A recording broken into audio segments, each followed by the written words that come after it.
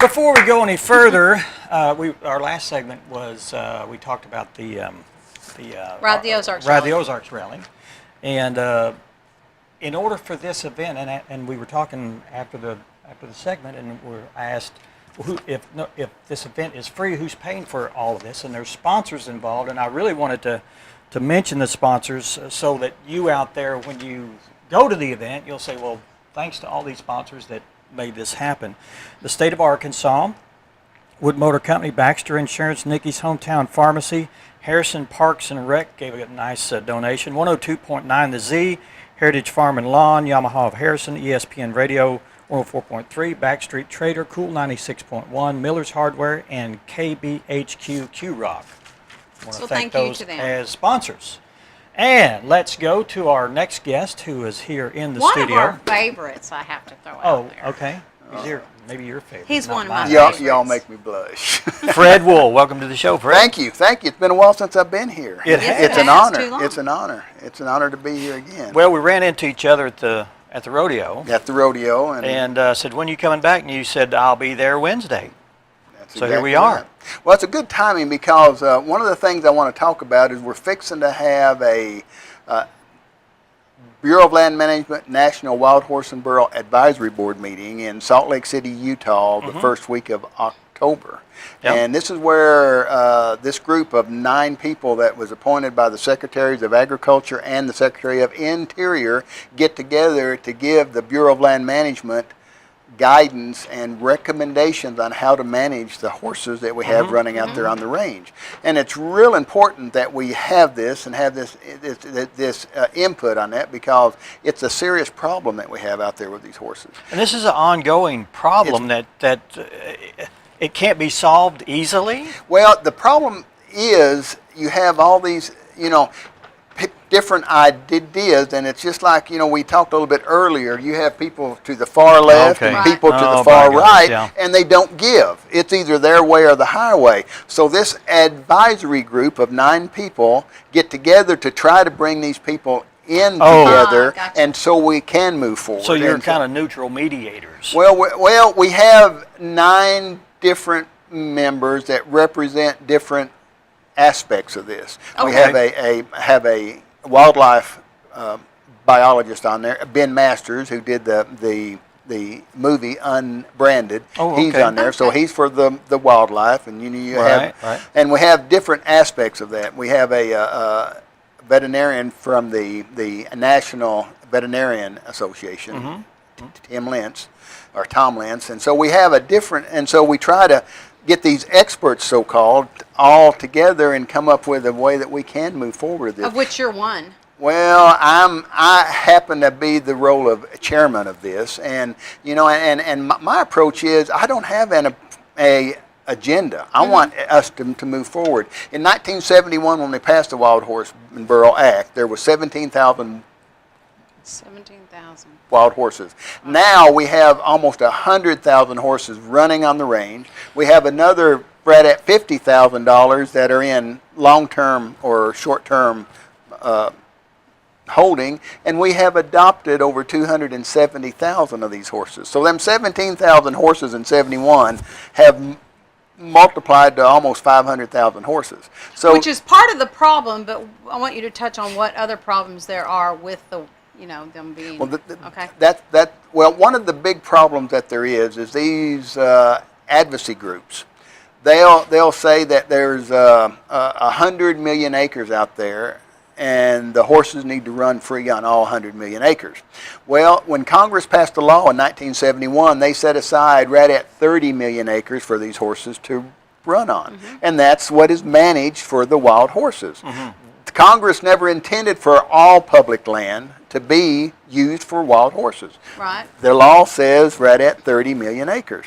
And the other aspect of this that people don't understand, and we've talked about this in the past, but people that homesteaded out there, you know why there's 100 million acres out there that's open? Because people can't make a living on it. Yeah, they can't do it. There's no water. There's no water. Because if you're going out there and homestead, you're going to find the spring, and that's what you're going to homestead. You're going to homestead desert. You're going to homestead where there's water. Right. So over 99% of all water out there is privately owned. So the deer, the elk, the bobcats, the coyotes, anything, the horses, they have to use private water.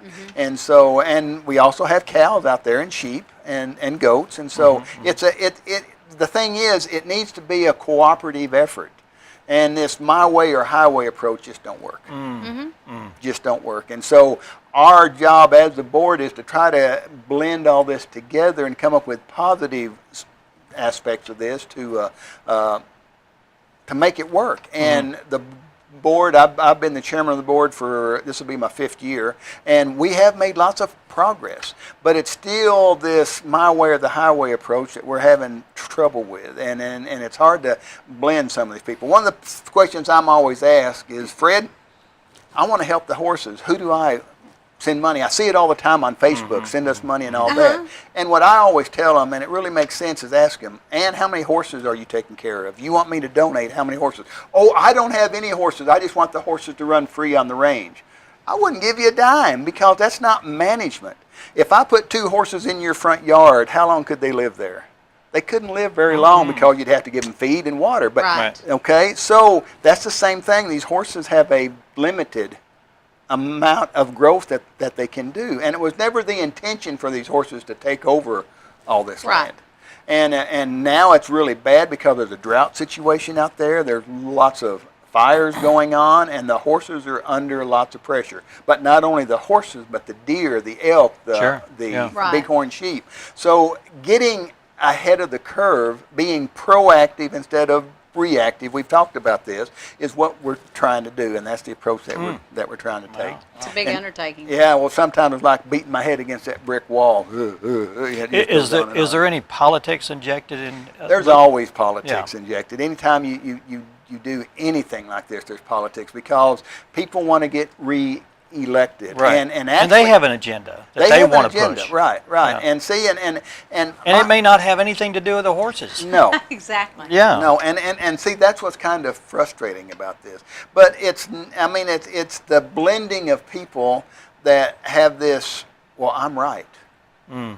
And so I'm not going to give anything. It's not so bad that they're right. It's just that they won't see any other way. They don't see any other way. Yeah. They don't see any other way, and it's so frustrating when you want to use every tool that you have to try to manage this, and they say, "Oh no, we don't like that tool. That's not good."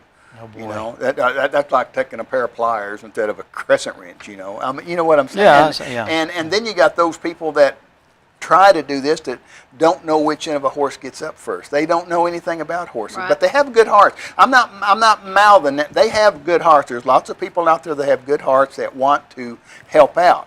And so they see this stuff and they say, well, we'll help out, and they send money. And when people start getting money, they get kind of carried away with things, and they just, it's bad. You know, and a lot of it has to do with these half-truths that are told about these horses. You know, and they're not lies, but there's truths. Just a good example is that there is 100 million acres out there, but you only let them run on 30 million acres. That's wrong. Well, that's a half-truth, because that's the way it is. Right. But the full truth is only 30 million was set aside for the use of the horses by Congress in 1971. No matter what we do, we can't let them run on the 100 million acres because that's against the law. But that's the half-truth that they say.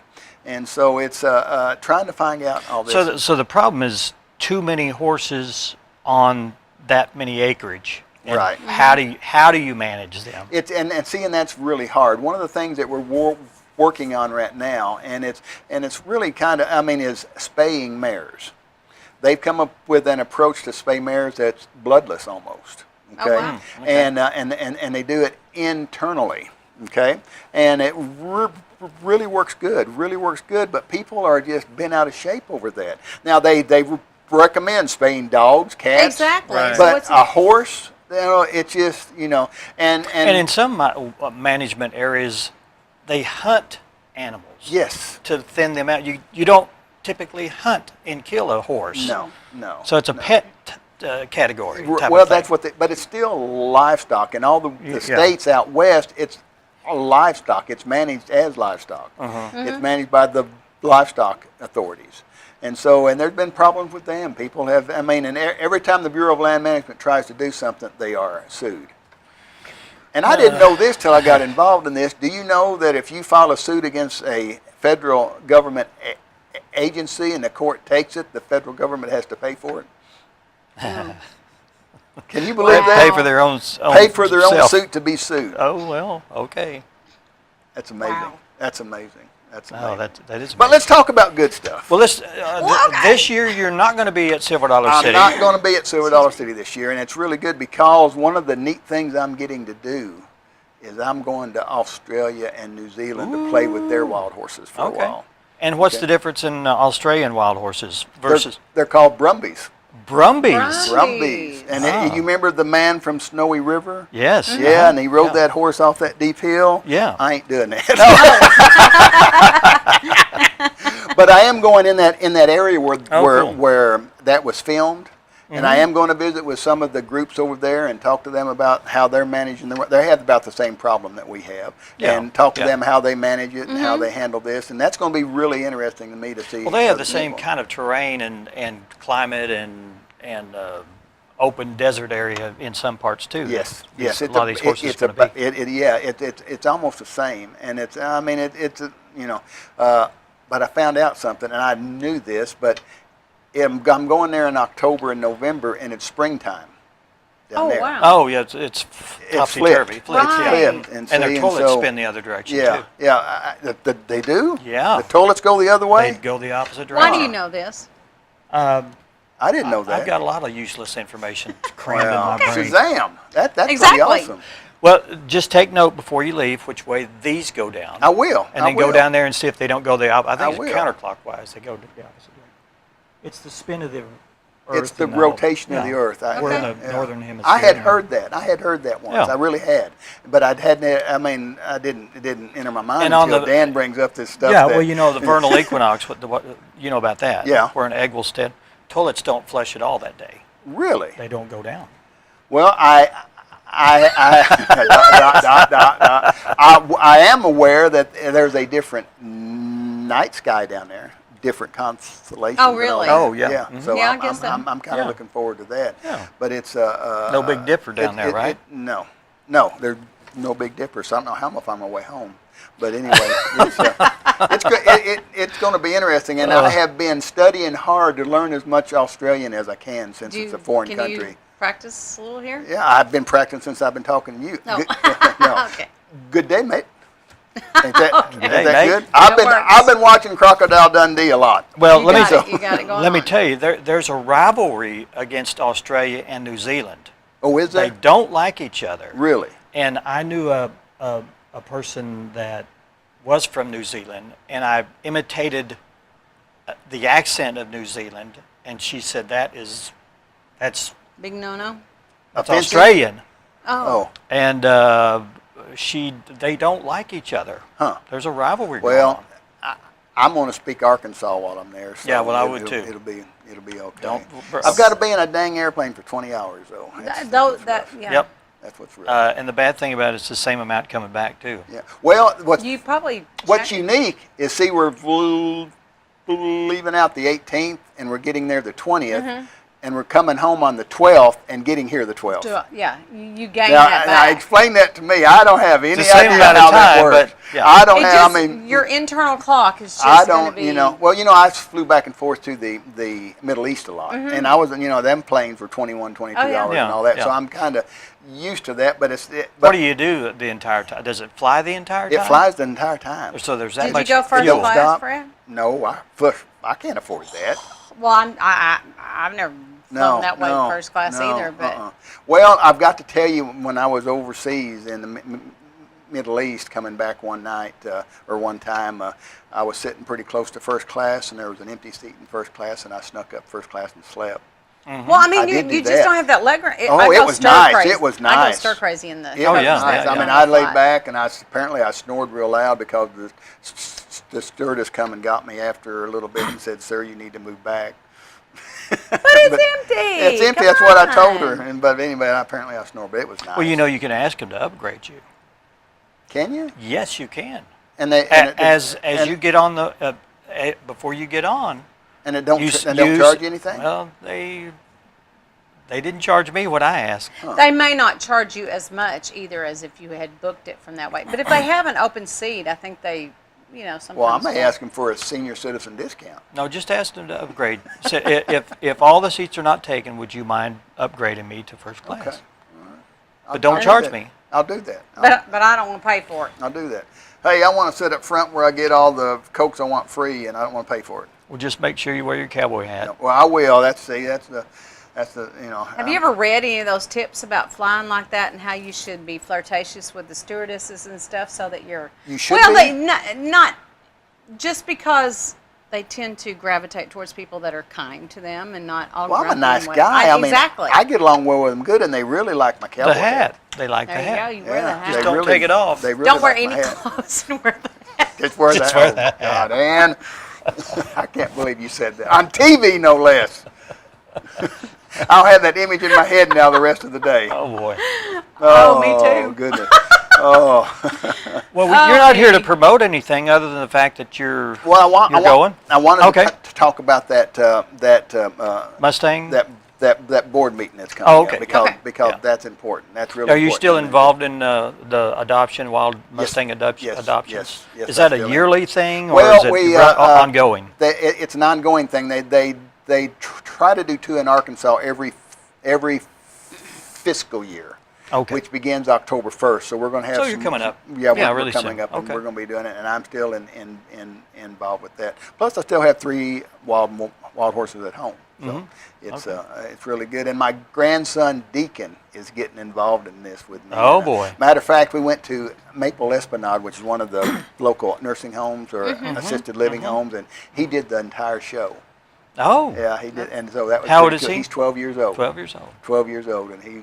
I'm So really, you're really proud of him. crooning him to be a horse person. Well, he's been around horses his entire life, and he's getting. He's getting better and better and better at it, and the horses are beginning to relate to him, and he's doing a good job, and I'm really proud of him. Good. Really proud of him. Will you come back after you return from Australia and I'll New come Zealand? back and bring some pictures. How'd that be? That'd be Oh, that'd be great. great. Yeah, That'd be and great. We can talk about that. Oh. Okay, I'll be do that. What- But you want me to end Yes. with a poem? Yes. Yeah, let's do. All right. When you see this, oh cowboy, remember, I'm not ragged by my choice. I never meant to bow these legs or put this gravel in my voice. I'm just chasing what I really love, what's burning in my soul, wishing to God that I'd been born 100 years ago. Mm-hmm. That's good. Yeah. Good. That's the line you need to give to the airline.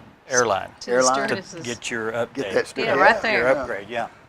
Thanks, Fred. Well, thank you Thank for you. having me. Appreciate you very much. I appreciate you all. Y'all are great. Y'all always make me feel loved and wanted, and it makes me feel special. Thank you all Good. for doing that. Good. And we'd like to thank all the people that have been on the show today. We had Mark Missler about to call. If you're interested in helping him, there'll be information at the end of the show. Please contact him because he needs the help. Also, Larry Sexton and Jamie Holt were here to talk about the CVB's motorcycle rally. That's coming up October 2nd and 3rd. Nope. 5th and 6th. 5th and 6th. Got it wrong. It'll be the Friday and Saturday, Right. first weekend in October. That way you can remember They have a it. Facebook page if you want to find out more. So. All right, and Fred Woehl, of course, here to talk about all things horses. And if you'd like to be a part of the show, you can contact us right now at 870-741-4891. We'll get you scheduled on. And if you want to contact us on Facebook, that's Hometown Television, or go to our website at hometowntv.net. Thanks for watching. Okay. Thank you for being here. See you in 2 weeks. All right, we'll see you in 2 weeks.